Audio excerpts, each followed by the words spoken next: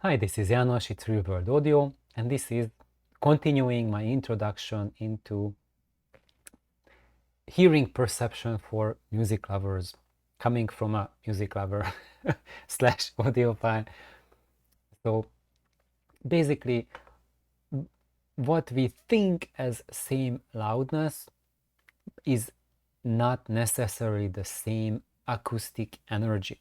So if you think that I'm listening to music and there's someone singing, someone playing a piccolo, and someone beating at the drums, if I think they all play the same loudness, it's not the same energy that they are playing at.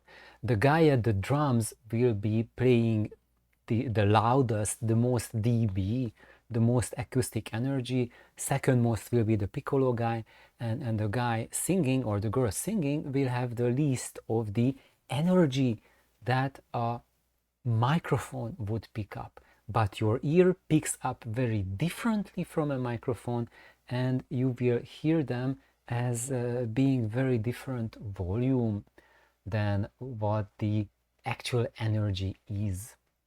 So when you read in publications and measurements, they publish whatever energy is there, but for your hearing and how you perceive, that's almost meaningless because you perceive with a very different scale. So how the measurement devices capture, they capture on the dB scale, which is here on the left, and how the humans hear it on the phone scale, which is on the right. So these curves, they show the phone scale plotted against the decibel scale. So that's how the Fletcher-Munson curves are. By the way, Fletcher and Munson are the blue lines here, which are 4 generations ago from early 1930s. And today they are called equal loudness contours. That's the 3 generation updated version, or 4. Here shown the 3 generation update from 2003. Now there's a 2023 update. I do not have it, but I believe it's the exact same curve as the 2003 was, because they are mathematically computed curves, and the equation, I think, has not changed for the new standard. They updated some different parts in the standards. Unfortunately, most of the standard description has to be purchased for quite a bit of money, and I just don't want to spend a really significant chunk of money and just to buy the ISO standard. But if someone has the standard and you have more details about it, what changed from 2003, that would be super awesome if you could put it down in the comments. I'm really curious about that. So now let's get into this. What is the difference between the two of them? So basically, what is on the dB scale, what is the exact energy? That's how what the instruments give, what people give out when they are speaking, when things are happening, and that's the energy level that will be written on your compact disc. And when your amp is playing it back, it will be playing back the relationship between the individual sounds the same way as the mic recorded. So for example, now let's look at an actual situation. Let's imagine that we are on a nice safari, and there's an elephant trumpeting away, and now let's imagine that this elephant, when it trumpets, it emits 3 different sounds. There's a sound that is at 1 kilohertz, a sound that is at 10 kilohertz, and a sound that is at 20 hertz. So the 20 hertz sound that the elephant is emitting at 110 dB, compared to where the measurement microphone is at the spot where you are, you measure it, it's 120 dB 20 hertz sound. Right at the same spot, the 1 kilohertz sound is measured at 90 dB, and at the same spot again, the 10 kilohertz sound is measured at 100 dB. And that's how the microphone measures it. And if you would put your head there, you would be standing at the same spot. That would be also the same energy hitting your eardrums and going into your hearing canal. And when that happens, as you see, if we capture it and then we record it with the device where the microphones and the recording gears, recording peak is set at 2 volts, and that corresponds to 120 dB sensitivity, then that 110 dB signal would be, or sound pressure would be recorded as a 670 millivolt signal. The 90 dB 1 kilohertz would be as a 67 millivolt, and the 10 kilohertz 100 dB would be recorded as a 200 millivolt signal. And now when you reproduce it with your amp, then this is a scale that's commensurate with the dBs that you need to reproduce, given that you have a loudspeaker that's 100 dB per watt sensitive.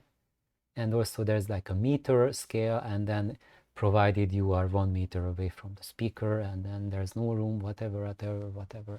But now let's not overcomplicate things.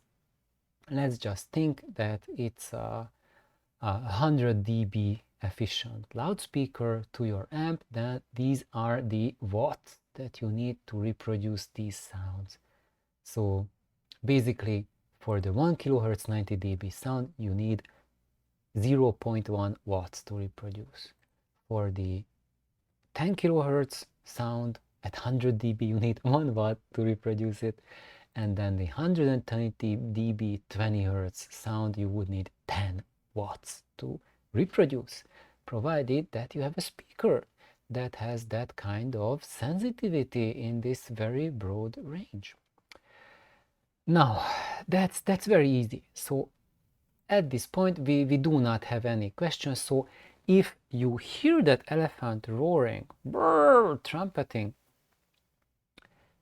and then you record it, and you play it back exactly like that at the exact same volume, you will hear that roar the same way that you heard. And there is no Fletcher-Munson correction that you have to apply to the elephant sound. And when you apply those corrections, which are called the loudness correction, you only apply it when the playback is at a different volume compared to the original event. Because when you listen to the original event, and if it's reproduced to you at the same volume, then the relationship between the sound is the same in the original event and the reproduced event as well. However, let's look at the Fletcher and Munson curves, because even at the original event, even though the microphone told us that yes, it's the base energy, it's the 20 hertz energy that needs by far the most output from your amplifier and loudspeaker, but when you look at the Fletcher-Munson curves, your brain thought that was by far the quietest sound, while in fact it was by far the loudest sound. And just think about that. It was 100 times greater in energy than the 1 kilohertz sound, yet your brain thinks that it was 1000 times lower in energy than the 1 kilohertz sound. So there is a 10,000 times energy scale difference between what was the original event and what your brain thinks out of it.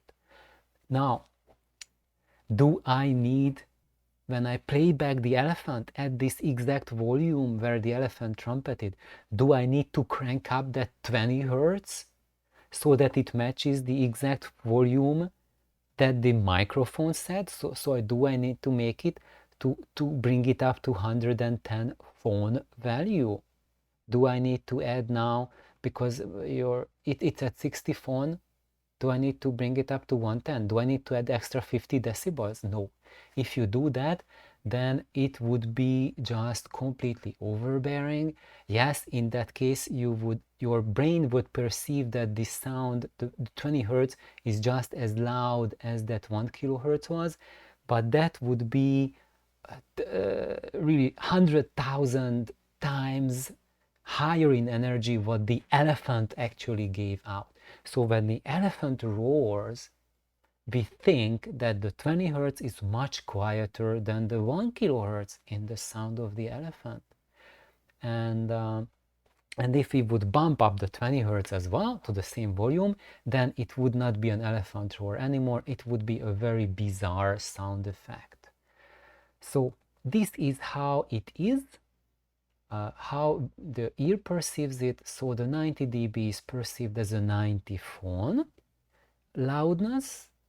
The 10 kilohertz is perceived 5 phon or 5 dB lower than what it actually was. So it sounds like, yeah, it's like almost twice as loud as the 1 kilohertz part of the roar, but it's not 4 times as loud. It's just twice as loud. My microphone measured, it was 4 times, like plus 10 dB more, but we think that it was just 5 phon more, not 10, just 5. Because our ears are not as sensitive there.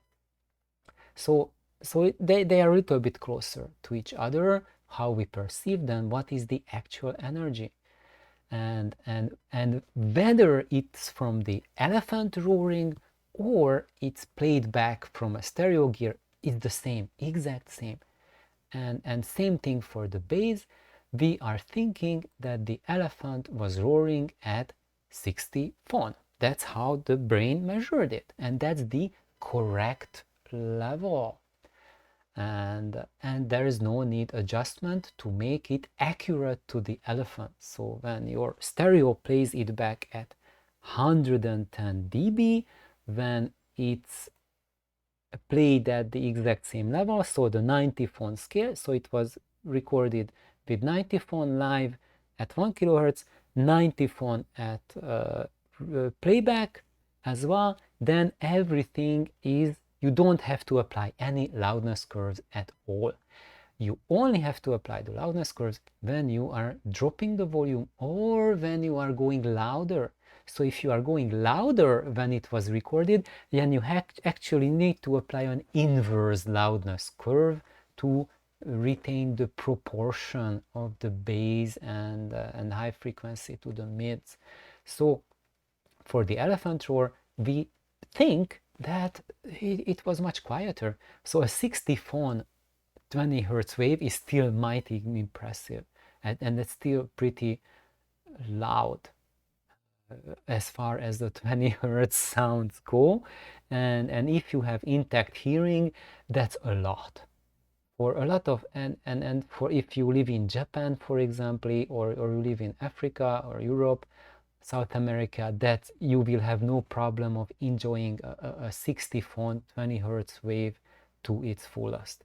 If you live in a metropolis in the United States, you have a Harley maybe, then this won't cut it for you anymore, and not because 60 phon level 20 hertz is crap or inadequate, but that's because your ears are already shot because of extreme noise pollution that's in your society, that's present in your society, and that's making you incapable of enjoying natural sounds anymore. So you have to crank up the energy of the low frequencies to just to go above that tremendous noise floor that you are subject to every day in your life. So now, where does this loudness compensation enter the picture? So it enters the picture when at home you don't play it back at this level, but you crank it down. Let's say you crank it down 20 dB because you have a kid in your room and you don't want to blow his hearing ahead of time. You are a good parent.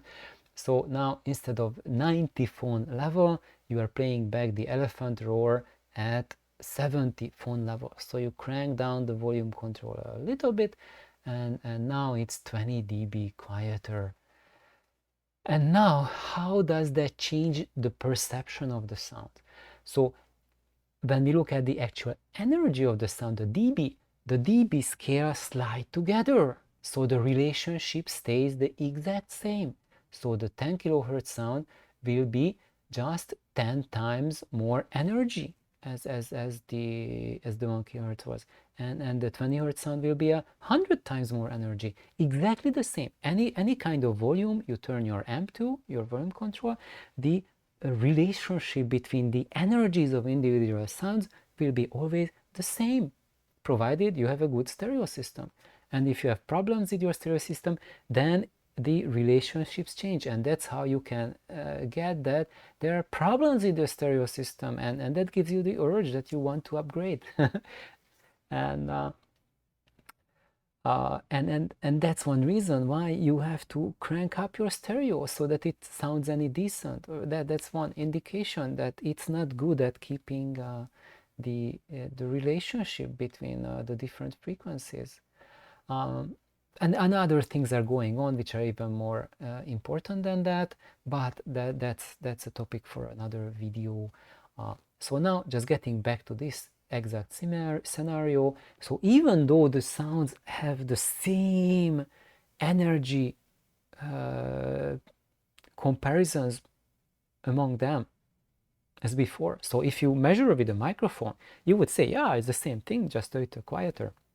But how would you describe the sound? Now you would describe, now it changed a lot, because now that 10 kilohertz part is not any louder than the 1 kilohertz. You hear both of them at 70 phone. Oh, what's happening? So now the elephant's roar, it's not as biting, as sharp as before, but the 10 kilohertz now just evened out to where the mid-range, where the 1 kilohertz was. Wow, it's less biting, less vibrant. Huh, what's going on? And what's even worse is that the 20 hertz note that used to be 60 phone when the average was 80, now it dropped to 20. It's barely detectable. What's going on?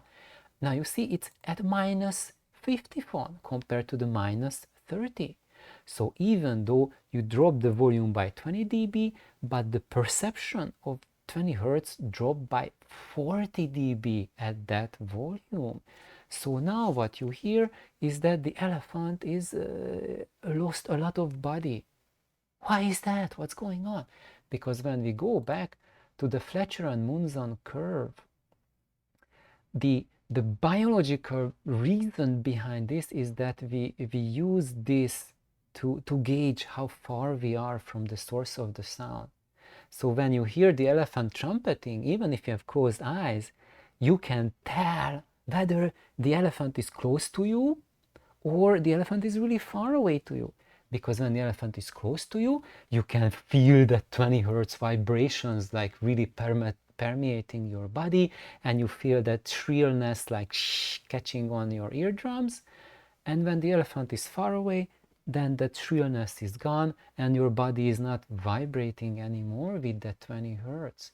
And this is just one of the mechanisms how the brain can keep track of how far you are from the source of sounds, of complex sounds that people, animal, trees, cars, etc. are making. So they have always a multitude of frequencies, that sound frequencies they produce.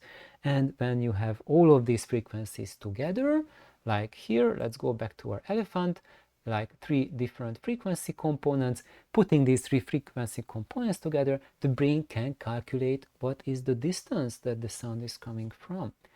And the same is true for your stereo, is that if you have a good stereo system that can accurately give back the relationship between these sounds, which one of the prerequisites is that it has a very low sound floor, so quiet sounds are still there. So that's a number 1 prerequisite, because when you turn the volume down, what happens with most audio gear is that they have a very high sound floor, which means they are unable to reproduce quiet sound. So as you turn the volume down, you squeeze the available dynamic range, and that's why it doesn't sound good anymore, because there is no dynamic range. And people try to compensate by cranking up the bass, cranking up the highs, so to have an impression of dynamic range. But even then, the mid-range you cannot crank up, because if you crank up the mid-range, then your loudness perception goes up. So it means that you have turned back the volume control again.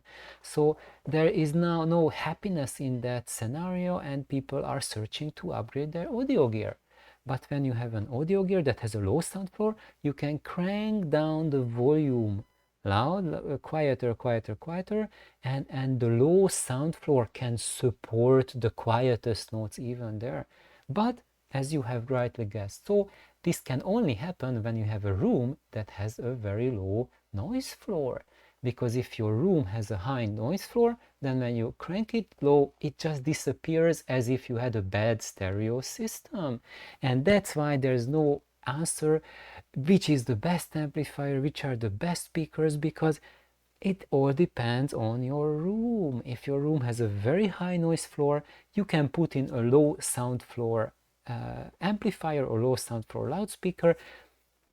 You won't be able to use it. It's kind of like putting a Ferrari on a cornfield. You know, it doesn't work on a cornfield. You need like a proper, you know, road for it to run. Same thing for amplifiers and gear, is that one of these things is sound floor matching. Now, coming back to bass. So what's happening here? So now we were trying to be nice to the kid, so we cranked it down by 20 dBs. So it means that the relationship changed between what the brain thinks between the sound. Now, if you have a good stereo, then how your brain will process it is as if the elephant was much more further away from you. You are far away from the elephant, but it will sound like the elephant. Just you will have the impression of an elephant at a distance. And if you want to improve it, then you need to crank up the volume control. And as you crank it up, you are gradually coming closer and closer to the elephant and getting the full experience. And now, what the industry has been trying to do about this is they're trying to give us a cheat code, like a quick cheating device, which is called the loudness switch. So what the loudness switch does is that when we crank the volume down, so the volume is not at the actual phone level where it was recorded, but lower, then it's cranking up the highs and the lows so that it compensates for the phone loss. You see, so that it brings up the highs a little bit, and it brings up the bass a lot. So it will come back where it is. It will come back to this level where the original perception was at that phone where it was recorded. So for the bass, when you crank the volume down 20 dB, then it adds plus 20 dB to the 20 Hertz, and it adds plus 5 dB to the 10 kilohertz to equalize it, to bring it up to the level where it was when you listened to it at 90 phone volume. My question, will this bring back the original listening experience? And you might think, yeah, it will, because I have the same relationship between the frequencies. And my answer is no, it will not. Because even though you have the same relationship between these frequencies, but you have a much lessened dynamic range in the mid-range. And the dynamic range compression in the mid-range, and just what I said before, if you have a bedroom that has a high noise floor, then you have just very little left for your ears to hear in the mid-range. So you are going to get a very compromised experience in the mid-range, and in the high frequency and low frequency, you will have a wide dynamic range. And the ear works as a comparator. For you to have a feeling that you are listening to the actual thing, it needs to behave like the actual thing. the mid-range needs to have the same relationship to the bass as it had in real life, or in the recording when it's recorded at the real dB, real phone level, and played back at the real level. And if you shrink it down, then you shrink down the available dynamic range, and that your brain is going to pick up as changes in the material, changes in the sound. And now I go to the most important part, because I think when we were here, you see, I just went to the next switch. When you engage that loudness switch, what it does is that we had these curves that we had here. Let's just go back here. You see, we were at -50 phone for the bass. Let's just look at that for now. And let's just go engage the loudness switch, and it bumps up by 20 phone, the 20 hertz frequency. So now we have the same relationship, and it bumps up 5 dB, the 10 kilohertz. So now it will be the same relationship as if you are closer, the same distance from the elephant, but at 1 kilohertz, the dynamic range is still compressed, so it's kind of, will sound a little bit wonky, but it will sound as if you are close to the elephant, but it's weird because the 1 kilohertz is not as loud. It's 20 dB quieter than what it is. So if you ever heard, like if you are the caretaker of that elephant and you made that recording, it will sound weird for you, because it's as if you were as close to the elephant, but the 1 kilohertz has 100 times less energy than it should. So it's not normal. It's not normalized. So we are just fooling ourselves if we think that when we engage the loudness, it's bringing back the original experience. No, it won't. It will just bring back what our brains thinks as equal perception of bass and high frequencies, but it will not bring back reality because of the compression of the dynamic range in the mid-range, which is the most sensitive part of our hearing. When you look at the sensory cortex, 90% of it is the mid-range processing center. So there's barely anything for the super highs and the lows. Most of our hearing is focused on those sounds which are actually, when you look at that 90%, that's like 60 hertz to 16 kilohertz. So I'm just a little bit exaggerating it, but like below 60 hertz and above 16 kilohertz, those are the regions which require the most extreme loudness compensation, and those are the ones where there's barely any processing going on. And if there's any changes of that, it's going to make a much less impact to how you perceive most of the music. But it's also a lot of personal preference. Maybe your hearing is so much damaged at the bass and at the high frequencies that you need to elevate it just to hear anything. You need that just to perceive something. But if you have a healthy hearing, then the loudness switch is not doing anything good for you. And why is that? Let's look what's happening here. We needed to up 20 hertz by 24. So what is the power that the amplifier now needs to put out to provide that 24 now? Where is that slide? Okay.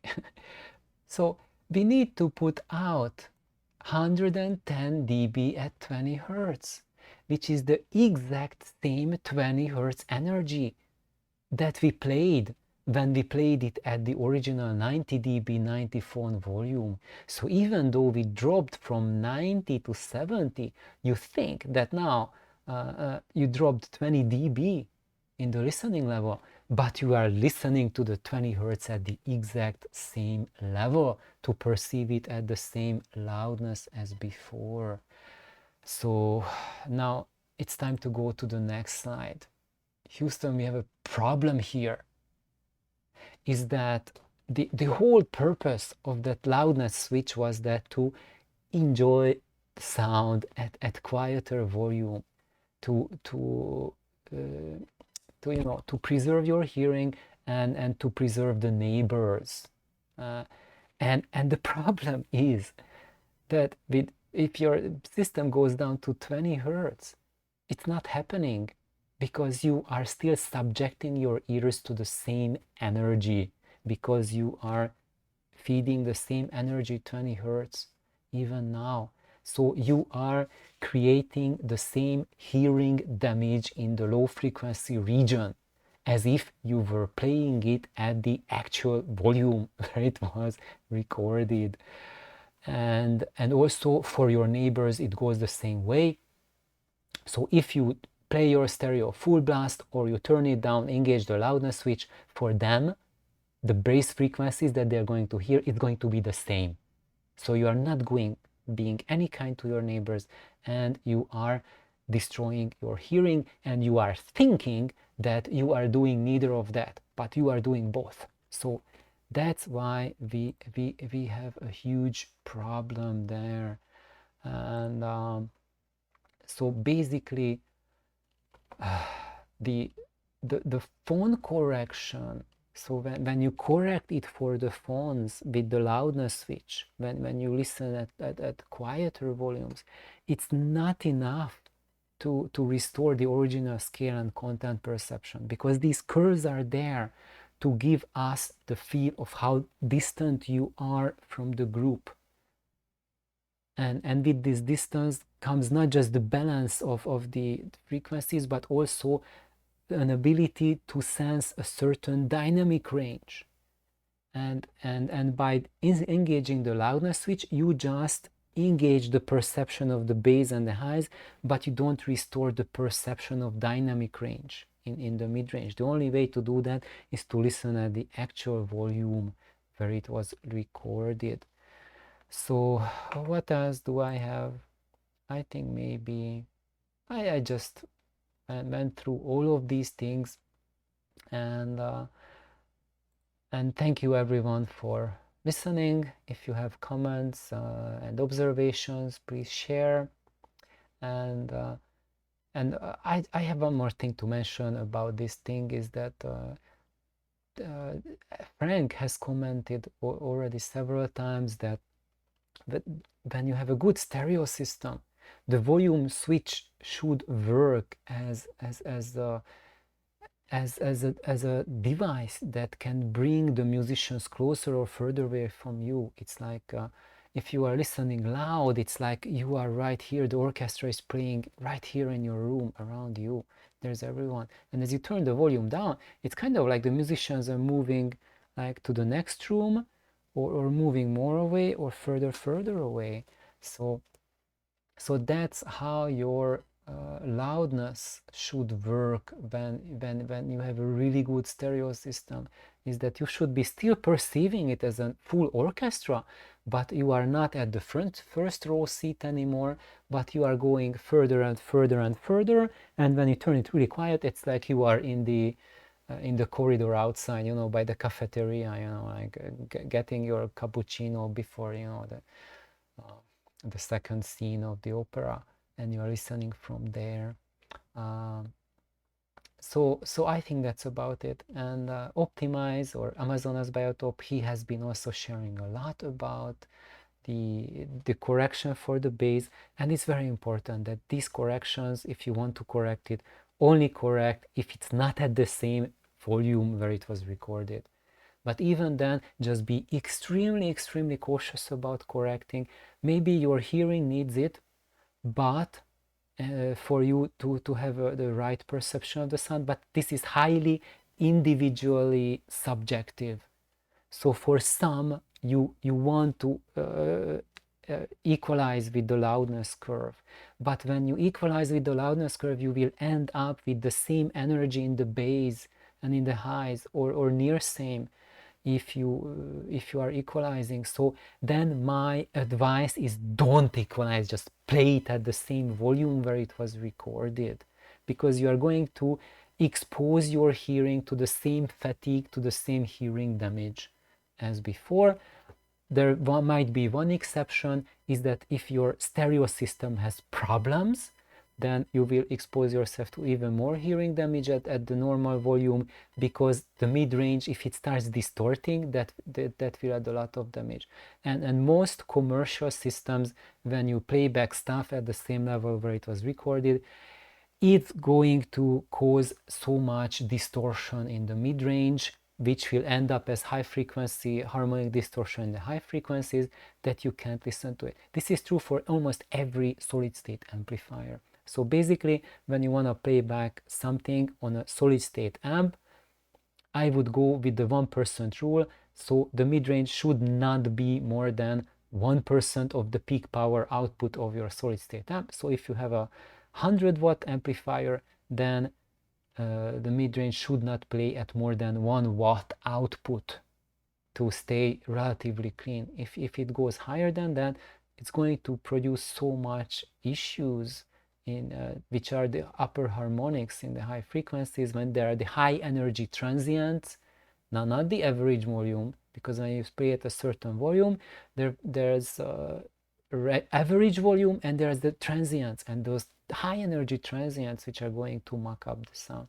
So anyway, it gets really complex. I could get into it, we could all get into it for hours and hours and hours. My short advice is that if you can, and if you are happy with it, try to stay away from loudness and just listen at the volume where you can. But unfortunately, this is only possible with just a vanishingly low percentage of audiophile gear that's available. And now I'm going to get thousands of questions. Oh, can you recommend me such? And I cannot recommend you anything really. Very few things maybe I could, but I don't want to, because the specific examples I could recommend, I would get next question. Oh, well, I cannot buy this. They don't, whatever. So it's meaningless to give these examples. And that's why I'm making this channel, because I'm giving you the advice how you can find these things, what are the criteria, whether you need it, maybe you don't, you are happy whatever you have already. And if not, then I have a lot of advice on equipment matching, on building things yourself. Ultimately, I found you have to build it for yourself. And if not, then you need a whole bucket load of money and extreme experience, and knowing extremely experienced people to help you make those selections to make it happen. Otherwise, the other solution is time on your part, and it's decades. Anyway, have a wonderful day. I hope everyone enjoyed this little episodes. Bye bye.